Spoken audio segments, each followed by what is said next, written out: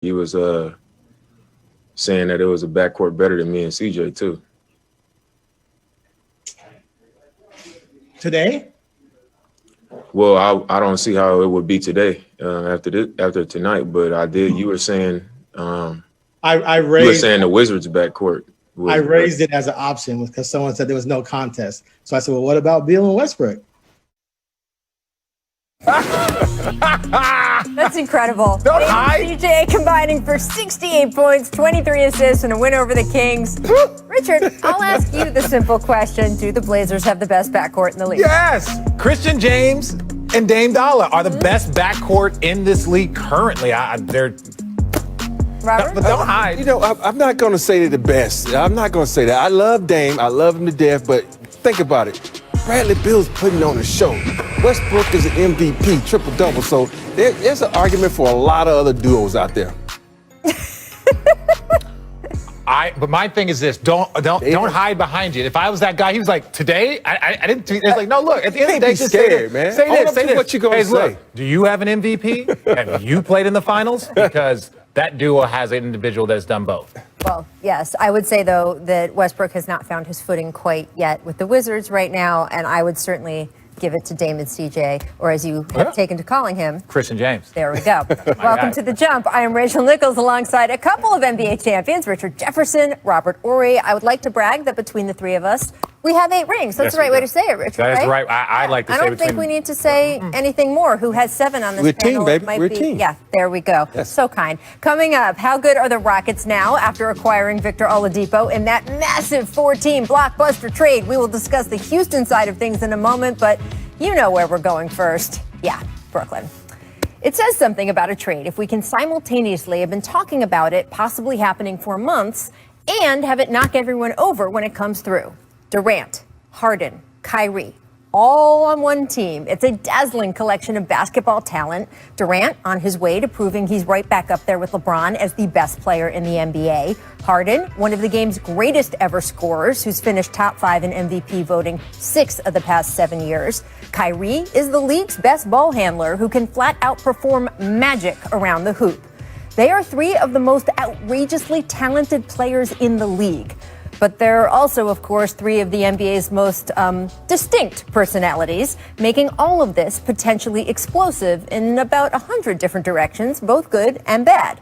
So what does happen when 3 crazy kids moved into one of those Brooklyn lofts together to try to take on the world? I'm glad you asked. Yes, in honor of this mega trade, The Jump presents our latest show within a show. Three's Company, Brooklyn edition. And just like with Jack, Janet, and Chrissy, Jack you can Roper. expect plenty of hijinks Why you got Kyrie's face looking like that? as we see Everybody how else this smiling. group meshes. Why did they put him in Chrissy's spot, though? Now, executive producer, Nets general manager, Sean Marks, is optimistic. Here he was this morning talking about the screaming neon elephant in the room, team chemistry. Look, I think whenever you're meshing personalities, I think we've got to wait and see how this all fits on the floor and so forth. I think these guys have given us the right answers. They've said, hey, they want to play together. They can see this fitting. And I think they're at a time in their careers, they understand that there's without a doubt going to be some nights where 1 or 2 need to sacrifice for the other and so forth. But I think they're all looking for that common goal. Marks added that Harden and Durant already knowing and liking each other should help speed the team building process here. Perhaps, although as he was speaking, it was hard to not think about how that same scenario went so wrong between Harden and Russell Westbrook that Russ asked out after just 1 season.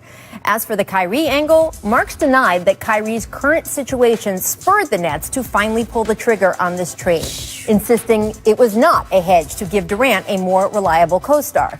He also noted Kyrie is, quote, very excited to return to the team after his mysterious absence. But honestly, none of that addresses what is going to be the real issue going forward. Is Kyrie going to be okay with essentially being the 3rd option in Brooklyn behind 2 former MVPs? We know part of why Kyrie asked out of Cleveland was because he didn't want to continue shaping either his game or his standing on the team around LeBron anymore. We know there were issues coexisting with teammates in Boston. We know that in other recent big threes, guys like Kevin Love, Chris Bosh have had some trouble adjusting to that 3rd role. And these 2 guys, well, they're at least notoriously mellow. At least Kyrie plays a different position. He will have the ball in his hands more. Maybe Ray Allen and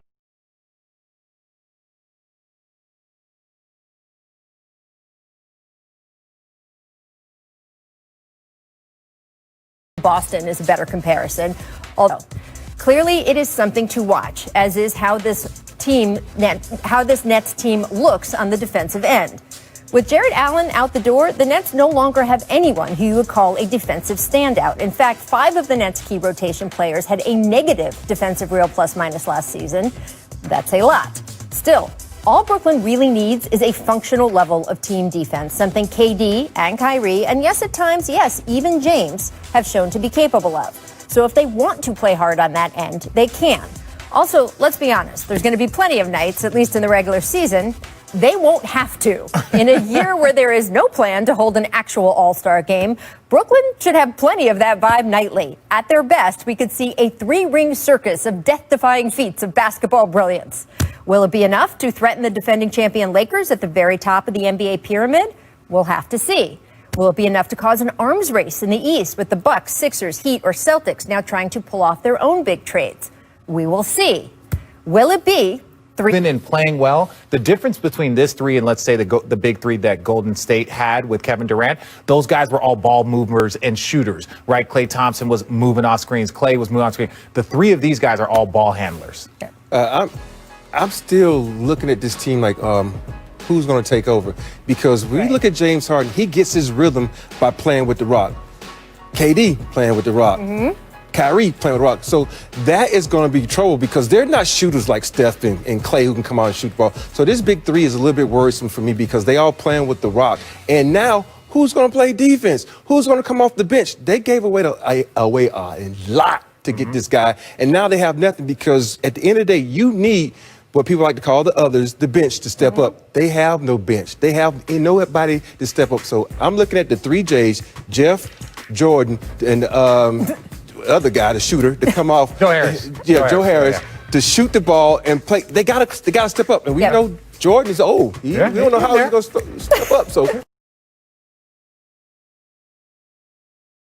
I know how it is when you get up in age and still trying to compete. Yeah, we both do. But the crazy thing is, too, is when you look at it, obviously there's questions about Kyrie, what his situation is. And then James Harden is obviously not in the championship shape that he has been the last few years. And when that gets fixed over the course of the season. But this is my thing. Like, look at this picture here. This was James Harden going into the bubble. People were talking about how amazing shape he was. Now he overjumped this shape and went to the next position. So he went from super skinny to and this he did is him now. and he did this in about a 3-month span. So that some of that is probably unhappy and he's not wanting to be there. And we're just not going to allude to other things. But to win a championship, and we're talking about winning championships, you got to be. Body shaming on this show, Richard. It's not body shape. I'm saying he's unhappy. He's unhappy. I think come on. Fine. You look at his body and you look at. Same thing with Jokic last year. Jokic wasn't in great shape. He got in great shape. They went to a conference final. Okay, so you guys have both been in versions of this kind of situation. You played on a team, right, with Vince Carter, with Jay Kidd.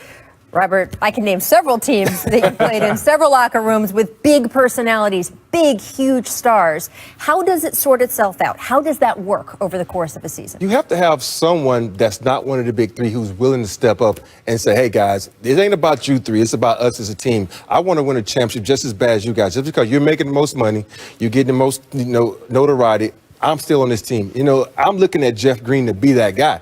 He's a voice of reason. People forget he's played with KD before when KD first came into the league. So he might have his ear. So he can talk to these guys and say, hey, listen, it ain't about you. Let's work this thing out and play together as a team and win a championship because that is the goal, to cement our name in history. Yeah. And the last thing I'll say is this. Look, now KD's won some championships, right? Kyrie's won a championship. James Harden is the one that hasn't, right? So I know that these guys are motivated, but there is a different type of motivation when you're searching for something that you haven't found yet, right? And it's like, look, they've won all the awards. Kyrie's won the Rookie of the Year. He's won all the other stuff. He's probably not going to win an MVP with this team, but I'm just saying it's like, what are they fighting for? And so when you're trying to fight for something you haven't gotten, there's easier to make sacrifices a la the Big 3, a la the Miami Big 3. They're fighting for something that they haven't gotten yet. So that's one thing about this Brooklyn team. Are they full already, right? Right. I mean, it's like you, when you were with the Nets, you stepped up and said, look, I know I'm far and away so much better than you, Jason Kidd or Vince Carter, but I'm willing Well, to this is the sacrifice." best thing that ever happened to me playing on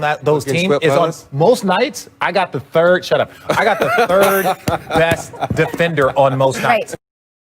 I got the third best. Ask you something about me. So, first question, how to play with Boban. Second question, why on block from him? Aw, thank you, Boban. This show-offs. Mavs, Hornets, Luka all alone. Dunk Bench it! wants a dunk, but he just lays it in. Rob, why? Why deny us? Well, you got to understand, he's trying to reserve his energy. He No. has to reserve his energy for MVP, man. He can't just show off every night. He can't show off, man. He got to just, relax, Dunk an man. uncontested layup. Come on, man. Come on, man. Because you know what? In the postseason, somebody's going to track that down and block it. Hey, but look at the landing. He's did a it. little gimpy. Look, on the they're landing there. disappointed. They wanted the windmill. Yeah, but you know that Rick Carlisle's out there going, that's very sensible. Yeah. That's what all the coaches went through. That's what Larry Brown. That's what Larry Brown wanted. I respect him because Steve look at the Francis score. did. You don't want to show out. That's You're not true. respecting the score. That's the tone. He's been Make better. resourcefulness. Next, check out this nifty tip pass. Chioza. So we found a comp, Richard, Oh yes. with Jason Kidd Watch this pass diming by you J. up, Kidd. 2003. Woo! Speaking of Lucius Harris, there's my guy. You wasn't gonna get that pass, All right, Lucius. so which was the better Nets combo pass at Madison Well, Square let me Garden? say this: the pass was Very better by specific Jason question. Kidd. The player that caught the pass was better. I mean, Kevin Durant. you didn't need you on a national I was television like, show okay, to which say one that. do you decide which one? Who is the better player there? The better. See, that's a great by Chioza because look at that. That's nice. Yeah. I give him that. Let's I think look it at that. was, You I think it can't was a beat that. mistake, though. But Jason Kidd would hook Jason you up Kidd. every day. Yeah. I Well, had let's 2 put it this games way. with him. Love Jason. Yeah, he's Kidd. got the second most assists in NBA history and the most to me in his individual career. Just Richard saying. Jefferson history. Gotta have it. I gotta tell my kids. Miscommunication, Bucks Pistons. Giannis gets it on the wing. Oh, why would you The run him paint off? just Oh. opens up. I believe that would qualify as a defensive breakdown, Robert. Yeah, that's posterizing. Guys like, that's James Harden. I mean, that's defense that nobody wants to play. They're just trying to get on the other end, shoot some threes right there. You got to play some type of defense. No, but come on. Let's not Nobody talk wants about, to get let's not posterized. talk about those four. Let's talk about Blake. Blake, what are you doing running Giannis off the line? I know it. Stop. Come on. He took off. He took off where he was about to shoot from. Wait, what? Come on. It's like, all right, you're moving, I'm going Blake, for it. Yeah, Blake can't look at the other four As guys a coach, like, what you are you gotta call a doing? timeout, and I'm yelling at everybody. on that. Everybody. What would Pop have done? Pop would have taken all took everybody five out. Pop, y'all go in the locker room. Oh, and take a y'all shower. out. Big elevation, airplane mode activated. Derek Jones Jr. getting up for 2 huge slams against the Kings. Richard, is he the bounciest player in the league? Ooh, look, when you win dunk contests and your nickname is airplane mode, look, he's looking down in the rim. Yeah, I would say he's up there. I don't want to give him number 1, but he's definitely top 2. He's top 3. I'll give him top 3. Yeah, he's top 2 and he ain't number 2. Let's It's just say a it that dunk way. contest. Contestants probably say, hey, I still got hops. Yeah, shout out my guy Aaron Gordon. I was going to say a controversial dunk contest Yes. winner. So, there you go. Yeah. And Zach LaVine. Look at that from half court, too. All right, guys. Lakers ending up beating the Thunder by 29 points. Let's have a little chat about that. 6 Lakers scoring double digits. Now, after the game, LeBron asked about the Harden and Nets trade, and here is what he said. I don't really have too much of a reaction. Obviously trades and things happen every year. And, for me, my main focus on what we do here and how we continue to get better. And that was the case today. The trades happened today, and I couldn't allow myself to kind of indulge in that, knowing that we had a team that we had to play tonight. So my main focus today was on the Thunder. Well, LeBron doesn't want to look ahead, but we sure as hell do. Richard, which team is better on paper? On paper, obviously, the Nets or the Lakers? Oh, the Lakers, you don't disrespect the champion. The Lakers are the best team in the NBA. They were last year, and they are this year. That team on the right has a lot of work to do as far as building the chemistry to get to a championship. It's never just... That's why I said on paper. I know on paper, but we can't even just... On tease a little paper, bit. on the floor, Lakers by far. Because if you look at that team, LeBron's going to have an off night to play defense. That's going to make him that much better if those are the lineups. So there's no way the Nets can even contend with the Lakers. Their bench is not there. Their starters are not there. Not taken away from their 3 big three, but if you look at that Lakers squad, they got some skill. They got a skill set like no other with the additions they just had. And real quick, let's talk about the Nets. If Kyrie comes back 100% healthy, James Harden gets in championship condition, right? Everything starts rolling for the Nets. They are a huge problem. Now, there's a lot more ifs. The Lakers already are a problem. They are the champion. They are the team that's favored to win the championship. So when you look at which team has more work to do to get to peak championship form, it's the Nets. And so, even on paper, I think there's a lot more for the Nets. But boy, I love that roster right now. I like what they have. I like the stars. It makes it fun to watch basketball. Is that really a roster yet, though? Well, it's a roster. It's a roster. Let's see if it's a team. But like I said, it's paper. They still, the Nets still have some cap room to, bring in whoever. No, not me.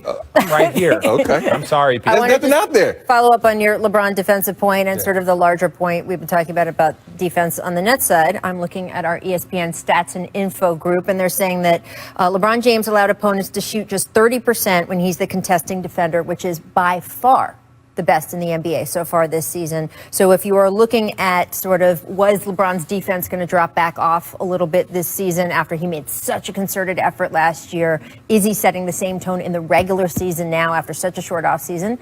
Numerically, the answer so far is yes. So we'll have to see in the hypothetical finals between those two teams. Numerically, he wasn't guarding KD, James Harden, and Kyrie on one possession. That's why he has KCP, AD, Tell and other guys. So you don't have to play. Yeah. Up next, we will welcome in longtime Rockets reporter, our insider Tim McMahon, to discuss with James Harden. Three-point games was back in 1982. Moses Malone. I wasn't even born there. Rest in peace. I wasn't even born there, though. Hall of Famer. But you got your rhythm going now. Thanks, James. That 2015, the beard was feeling sassy. That was a Hall of Fame moment. He actually recreated this so funny for us at Media Day. Watch this. There we go. It wasn't the same. It wasn't the same. All right, that had to make the top 5. Number 4, 2014, Ooh. Aaron Baines on a poster. Oh, that's like, you could do James Harden highlights all show. Yes. This man's got enough highlights to just, when you're fill a couple of left-handed, you get more people with dunk than anybody because they're so used to right-handed guys. No, Oubre been catching. But he also does this, 2019, breaking Jamal Murray's ankles hard. You got no business being out there on his body like that. Hey, what are you thinking, Jamal? I'm like, are you serious right now? I'm like, a lot of these ankle that's not the last. You gotta get a better shoe. The Clippers are about to get on the highlight. Here come the. I ain't seen it. 2019, beating Dubs in OT. You ain't gotta look at Draymond and talk to him like that, though. Oh, nice. But that's what made the point. I know. I just one of the best defenders in the game on you, and one. And look at that, 2 of them. 2 of the best defenders right Look at that. Whew. In and look at him. You guys know what was going to be number 1. You know what was going to be number 1. 2018, Harden snatching Wesley Johnson's Oh, my ankles. God, Wesley. And then look at him. There's nothing better because after this, he licked his lips. He actually looked at him and licked his lips. That's not cool. And then talked about it afterward. Oh,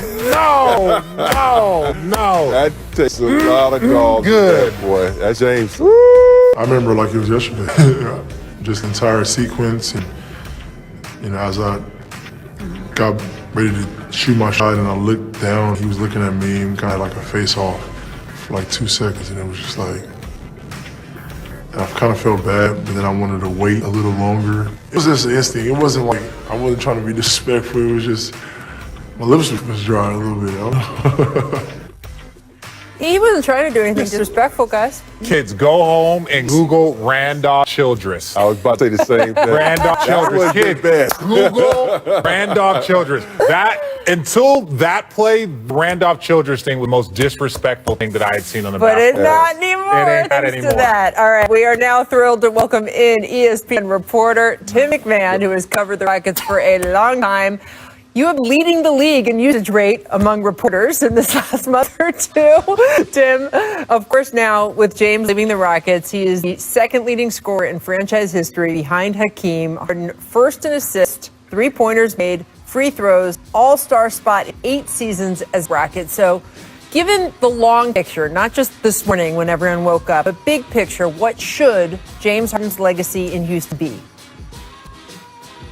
I really think it is a complicated legacy. He is, with all due respect, Moses Malone and you, Robert, he's the second best player in franchise history. But unlike Akeem, he did not deliver a championship. Unlike Akeem, he did not, stay in Houston for his entire prime. And then obviously this was a bitter divorce. And I think part of Harden's legacy is obviously the individual brilliance. He was a perennial MVP candidate, won the MVP, the scoring titles, the assist titles, revolutionized offensive basketball in the NBA. But there's also the short shelf life with his hand-picked co-stars. 3 years, then he couldn't wait to get rid of Dwight Howard. 2 years with Chris Paul. 1 year with Russell Westbrook, then they both wanted out. And so I think that has to be considered part of, like I said, what is really a complicated legacy for James Harden with the Rockets. What do you guys see as Harden's legacy there? Well, look, this is what his legacy is going to be. No one will ever wear his jersey again, and his jersey will hang up in the Raptors at some point in time. That's the biggest compliment to somebody's legacy. That's starting. Yes, it is very, very complicated. Like him, he's the second best player to ever play for the Rockets. All of these things are compliments because they have a great, like Clyde Drexler, they've had great players. But Robert Horry, obviously, they drafted me, so I'm going to count myself in that also.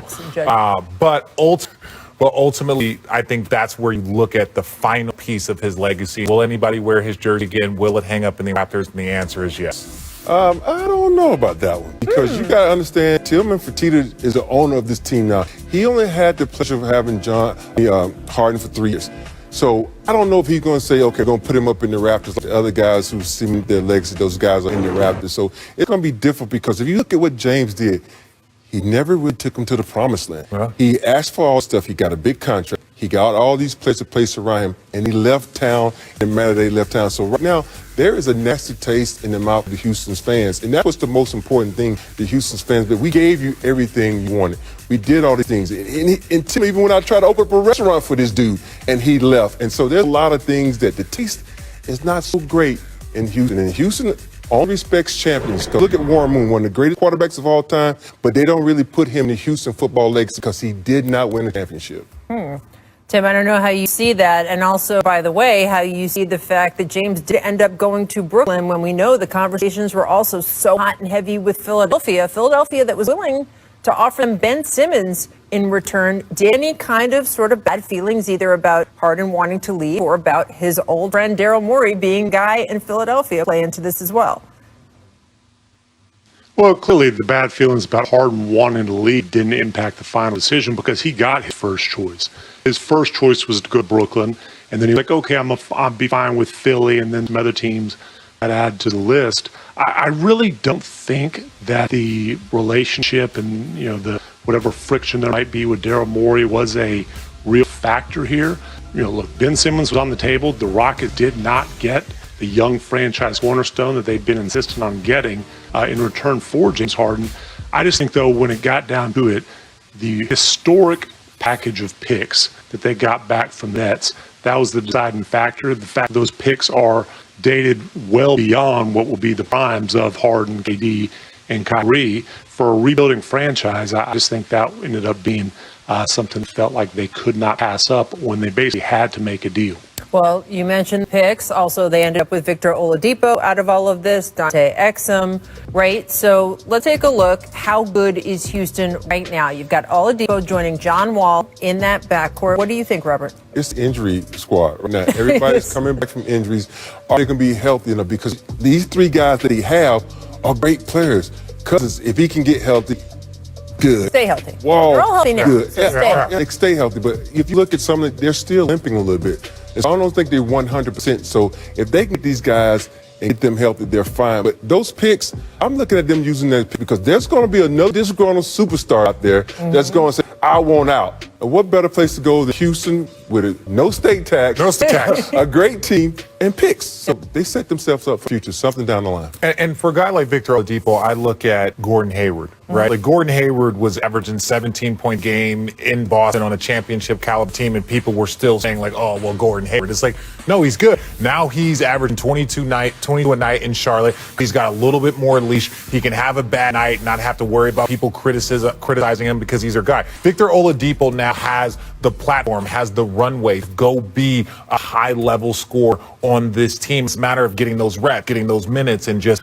going out there and playing. So I like what they have at Victor Oladipo, and to his point, if you have all of these picks, that's how they got James Harden. They traded a couple of players and got a bunch of picks, and then that's what he shipped to OKC to get James Harden. So now it might not be disgruntled. It might just be somebody that's not re-signing. It could be somebody that's like, I want to enter free agency, and they don't want to risk it. So it doesn't always have to be disgruntled. A lot of times it is. But there are other scenarios where it's not always such a bad situation, and you have all of this stuff that you've collected to put out there. That's similar to what Danny Ainge did to get Kyrie. Yep. It's going to be a superstar that want to, see the grass is green on the other side. What do you think, Tim? I do think the other thing we need to keep an eye here on Victor Oladipo before trade deadline. There we go. Whether Waiting for this one. he fits really well or not. Look, he's an expiring contract, and I think that's the primary reason he was more attractive to the Rockets than Karis LeVert, who has 2 years after this year at about $18 million per year.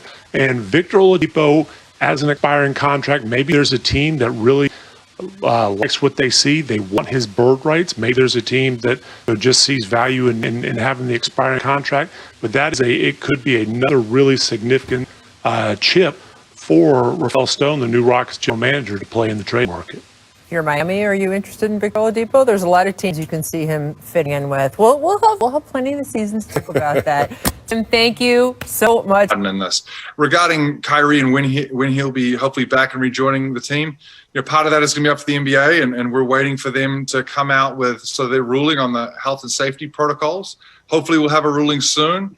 I have talked to Kyrie, so I know he's excited about getting back on the court with his teammates, as soon as possible. Without a doubt, I'm not going to shy away from it. Without a doubt, the organization's disappointed with not having, any one of our players. In this particular case, Kyrie, not amongst us, not, in the trenches with us and so forth. So, I don't want to speculate and say why he's out and so forth. We've got to support, whether it's our players or whether it's our staff, and you would do that in any industry. But, you also hope there is an more than adequate excuse as to why he needs personal time. You hope there is a more than adequate excuse as to why he needs personal time. That was Nets GM Sean Marks addressing the absence of Kyrie Irving due to personal reasons. Guys, let's assume Kyrie comes back. Sean also said today that Kyrie is very excited to come back. It is up to the league, of course, to see when he can come back with COVID protocols. But if we look at the new Big Three in action, in the last 10 seasons, only 8 players have scored more than 1,000 points in the clutch. Guess what? Out of 8, the Nets now have 3 of them. And KD missed the whole season. So, big shot, Rob. Who should take the big shot, the last shot, if they're all 3 on the court? You have to go with KD because his skill set is by far above those guys. Not saying a lot because he's 7 feet tall with the handles of Kyrie, with the shooting ability of James. So you got all 3 rolled in one. So you give the ball to KD and get out the way. That's all you got to do. I remember playing with Houston, getting a large ball. You said, what play do you want? Give the dream and get out the way. Get out the way. That's what you do when you have a player like that. Okay, here, let me answer the question. Steph, greatest shooter of all time. Klay Thompson, one of the greatest shooters of all time. Who was the guy that you wanted to take the last shot? It was Kevin Durant. He was the guy. Now, I'm James Harden, and you got Kyrie Irving. Monsters. Kyrie's hit one of the biggest shots in NBA history. Kevin Durant is the guy that you want taking that last shot whenever possible. Now, you can't double him. You can't hedge him because you got 2 other monsters on both sides, right? So it's like, and a lot of it, the last shot is about making the right play. So if you send 2 people at him, you got James Harden and you got Kyrie. Look, that's one of the biggest shots that has ever been taken on a basketball court in NBA history, right? Nailed it, easy, just walks off. So I just think it really and truly, it's Kevin Durant. If he was the one that you wanted on those Golden State Warriors team, he's definitely the guy that you want on this Houston Rockets, or on this Brooklyn Nets. Brooklyn Nets, you got to get used to that Brooklyn Nets team. And look, we know they're all going to have big shots, right? That's the quality of these players. As you say, it depends on the defense. Which shot do you think is either more guardable or harder to guard, however you want to phrase it? James Harden's step back 3. He's out the little side step sometimes now too. Or the Kevin Durant shot where he's just up over you in a way that is, we've had some of the great defenders in this league over the last 10 years just say that when Kevin Durant lines up, he's not guardable.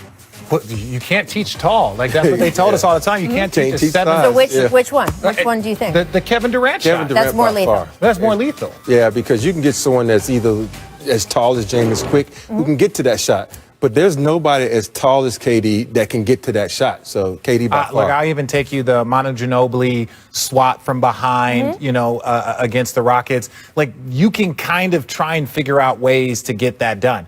With Kevin Durant, he's like Dirk Nowitzki. You're not blocking his shot. You're not blocking a 7-foot, high-release, high-arcing shot. It's happened in history, but it ain't. Unless you get it from behind. Yeah. Dallas 6-4 right now. So, Richard, are we about to see the Mavs really take off here? Well, I hope so. Again, you have to be super cautious with an individual that has a history now. It's starting to become a longer history of injuries. But yeah, if he's 100% healthy, because people forget, not only offensively, he's very good defensively also. So I think it's a great combination of him and Luka. He's a very skilled big man. He's a poor man Dirk on that team. He can do everything Dirk could do, but play a little bit better defense. And he needs to stay healthy in order to help this team out. Because he's not healthy, they're going to be back where they were last year. Yeah. It changes. And they still have that salary slot for a third person. That third person, there was hopes of it being Giannis Antetokounmpo. It will not be Giannis Antetokounmpo. So it is interesting now to see what they end up doing with it. But obviously, Porzingis is such a huge part of that equation. I want to head out to Philly. They were right on the brink of making a deal for James Harden yesterday. Ben Simmons' name mentioned in trade reports, right? Ooh. Really as recently as within 20 minutes of when the actual trade was announced at 4 Eastern. So according to Mark Spears from The Undefeated, Simmons is, quote, pretty ecstatic after not being dealt to Houston. Robert, do you think he should just be glad it worked out the way it worked out, or do you think he should feel some type of way that they were clearly ready to deal him? Been there, done that. I got traded to Detroit, was in a uniform getting ready to walk on the court, and they said, wait, Sean didn't pass his physical. And I came back to Houston in a whole different mindset. I said, I'm coming out being the best player I can be and not worry about anything. And I think he needs to understand that it is a business. You're going to get mentioned in trades all the time. That's a compliment. That means somebody wants you. If nobody wants you, your name's not going to be mentioned in trades. So he should just go out and use this opportunity to motivate him and show this organization why I was the number 1 pick in the draft, why you should be happy you kept me, because he is a remarkable player. And if I was Houston, this is the guy I would have wanted. Yeah, and look, at the end of the day, the key thing here is who they're mentioning you in a trade for, right? James. Right? They're mentioning you in a trade for James Harden. They're like, hey, there's a conversation between, Anthony Davis for Ben Simmons. You're like, right. Okay, I get it, right? So it's like, understand that, like, a lot of times when these top 10 players start to shift and things start to happen, big names are going to come up because big names are available. And so, this is the thing. And now, look, Philly was already playing well. Philly was playing well. I know they hit a couple of bumps in the road, but they got off to a great start. So now you can take a little bit of that pressure off and just go and know that you're on this roster. Yeah, absolutely. I mean, Robert, that story is pretty incredible. I mean, it's one thing to hear your name in trade talks. It's another thing to actually be traded, put on the uniform of your, quote, new team, and then have a good enough attitude upon being shipped back that you went on to win a title that year. Yes, it was 94. I got so happy. Listen, I'm from Alabama. I do not like the cold. You get to Detroit and it's cold. And I'm sitting there when I'm not able to play. I'm sitting in the stands, and my mom called me that night. She says, "Baby, you okay?" I said, "Why?" She said, "You look miserable in the stands." I didn't even know they had a shot of me on TV, but I realized that, you have to take advantage of your opportunities. The Houston situation was perfect for me. Playing along Olajuwon, Vernon Maxwell, Kenny Smith, these guys, and Otis